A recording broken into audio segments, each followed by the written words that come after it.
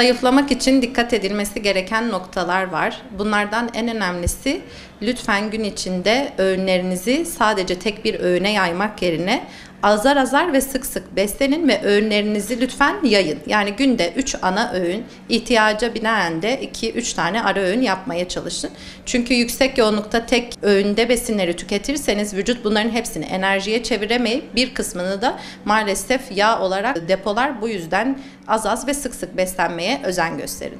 Onun dışında en önemli şeylerden biri gün içinde lütfen farklı besin gruplarından beslenmeye çalışın. Yani ne demek istiyoruz? Gün içerisinde proteininizi, karbonhidratınızı, sebzenizi, meyvenizi ve bunları mutlaka tüketmeye çalışın. Karbonhidrat grubu dediğimiz tahıl grubu, özellikle bunları seçerken glisemik indeksi düşük dediğimiz bulgur gibi, kepekli, tam buğday, çavdar ürünleri gibi karbonhidratları seçerseniz kan şekeriniz aniden yükselmeyip ani düşüşler yaşamayacaktır.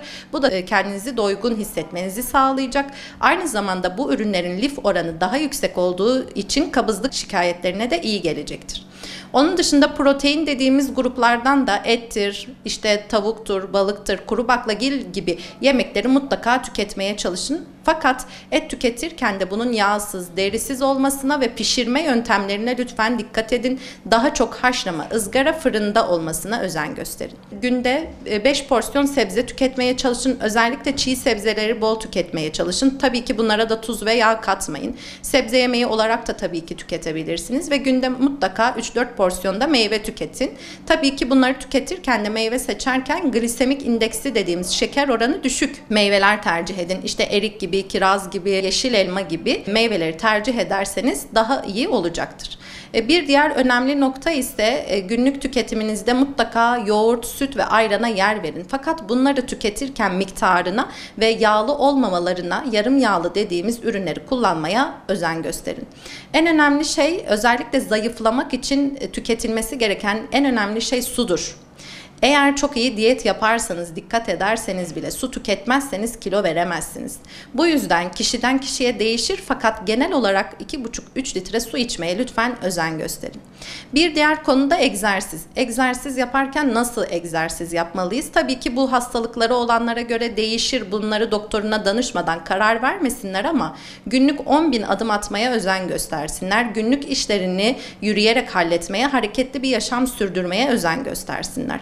Tek tip beslenmeden uzak dursunlar. Zayıflamak için en önemli noktalardan biri de uyku düzenidir. Uyku düzeninize lütfen dikkat edin çünkü gece boyunca salgılanan leptin ve grelin dediğimiz hormonlar var. Bu hormonlar sizin kendinizi daha tok ya da aç hissetmenize sebep olabilir. Bu yüzden lütfen her gece aynı saatte uyuyup aynı saatte uyanmaya özen gösterin. Gece boyunca lütfen uyanık kalmayın çünkü uyanık kalırsanız hem bu hormonların sentezlenmesi aksayacak hem de aynı zamanda uzun süre uyanık kaldığınız için gece bir şeyler atıştırmak isteyebilirsiniz. Bu nedenle lütfen uyku düzeninize de dikkat edin. Sadece sebze yemekleri ya da sadece sebze ile beslenmek doğru değildir. Çünkü bunun sebebi siz sadece onları yerseniz oradaki vitamin, mineralleri alırsınız ve gün içinde almanız gereken karbonhidratı ve proteini almamış olursunuz.